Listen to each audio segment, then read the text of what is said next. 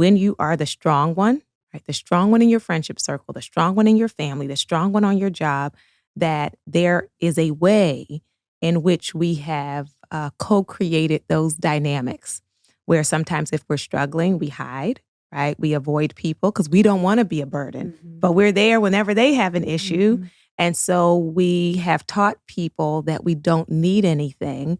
And so then they're startled when we actually falling apart, right? Which is a painful time to discover it when your world is upside down, that suddenly like, I don't have anybody who can really catch me.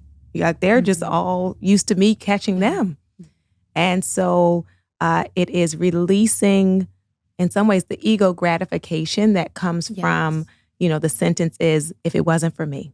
If it wasn't for me, this thing would fall apart. If it wasn't for me. That can feel... What do you mean? What do you mean? Yeah. What if it's true, though? Right. Then I have to stop it, right? Then I have to... 100. Yeah. Like we've landed here. I gave Dr. Thema a full breakdown of what... Honestly, you're like looking at your notes under the thing. You're like, and if it wasn't for me, Called out. So I'll give you just an example for me. I was leading this women's group and I was the workshop facilitator. I was driving the furthest distance. I had to bring my kids with me. These women were showing up just receiving, and I was bringing the refreshments. It was so ridiculous. And so finally, and it was that whole, like, if it wasn't for me, I got to do this for the women, blah, blah, blah. And so when I finally just announced 1 month, because it's a monthly meeting, I'm not going to be bringing the refreshments anymore. Not only did the women step up, but their refreshments were 10 times better than mine. I was like, we could have been having this feast every month. But I was, being... you have like Capri Suns and orange slices. You're like, soccer practice. Right. Yes. They're like fresh banana bread. Yes. They're like, thank God she said that. Now we can bring the good stuff. Yes. So sometimes we have to step back, and either people will step up, or if they don't, some of this stuff didn't need to happen. Right? Let's say if I stopped bringing it and they didn't step up, then we just don't need refreshments. So, sometimes with that fear of like, it'll all be ruined. Yes. There was a woman at my church in South Los Angeles who got tired of, I think it was either for Mother's Day or Easter, where she would prepare this big feast and everybody would show up late and be ungrateful and complaining. And so just one year she announced she wasn't doing it. And they were like, what in the world? And so that year, there was none, like nobody else stepped up. But the next year when she did it, everybody was on their best behavior, right? And they showed up with gratitude and on time and asked, could they help? And so if we have landed in a place where the world is on our shoulders, to give ourselves permission to put it down. Yeah. It's like the wounded feminine, that core where it's like, I'm doing so much. Yes. Why can't you see me? And I always ask in my therapy, I'm like, okay, when I feel that, when I'm saying, but I do so much, I'm like, what's the shadow of that? Because there's that part of you that's like, that wants to think that you're always clear, what I'm doing everything for everyone. I'm listening all the time, but it's like, and for me, it's that, what you said. And then also it's the feeling of control. Yes. I can control the situation if I'm always like, it's all about, you know what I mean? Right. And I don't have to be seen a lot of times too. Oh, yeah. And you can be very much present and unseen. And it looks very intimate because they're telling you all their secrets, right? They're falling apart. And you're just like, yes. But you're, meanwhile, on the inside, all of that stuff is hidden, right? And lonely. So it is a control piece and it's a trust issue. Yes. Right? So having to heal our ability to trust. Yes. And I've been realizing it's like, when I've allowed myself to be seen and heard in a relationship where I feel like it's a little imbalanced, like that's been the key to really dropping into the relationship. I didn't realize that the other person really wanted to be there for me. And really wanted to listen. That's right.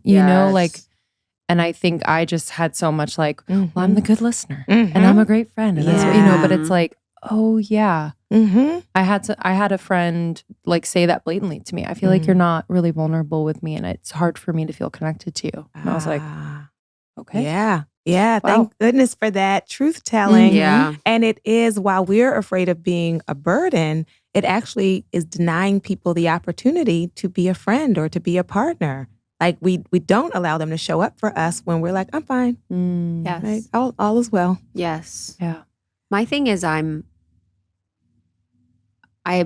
afraid to share and connect because I have a very specific way of feeling held in conversation or feeling held and safe. Mm-hmm. And it's so somatic and it's so eye contact and it's so energetic. Like I know when someone is connecting with me from a heart space. Mm-hmm. So it's like the fear of starting to and then not feeling held and then being like, what am I doing? Mm-hmm. You know, being like, Yeah. why did I even do this? Right. So 2 things with that. One is This is my therapy session. that's great. That'd That's be what right. here you are. Homecoming. Yes. But the key is, as you described before, you're not the only one. Like we all Yes. kind of wrestle with these. So it's great you're saying that.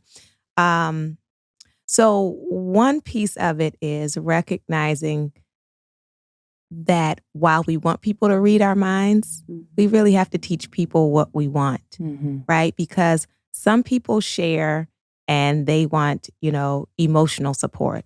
Some people want a solution, right? So if I talk, and people can't guess which one you want, right? Did you want me to hold you and be quiet, or did you want me to like give you a strategy of how I would do it if I was you? And if they get it wrong, then like we're, like you said, defeated, deflated. I knew I shouldn't have said anything, but they're just guessing until like we teach people what we want in general or what we want in the moment. And most people can shift if they know what you want. And then I will say there are family members and friends who don't have the capacity to shift. And so then I just know what I can get from them, right?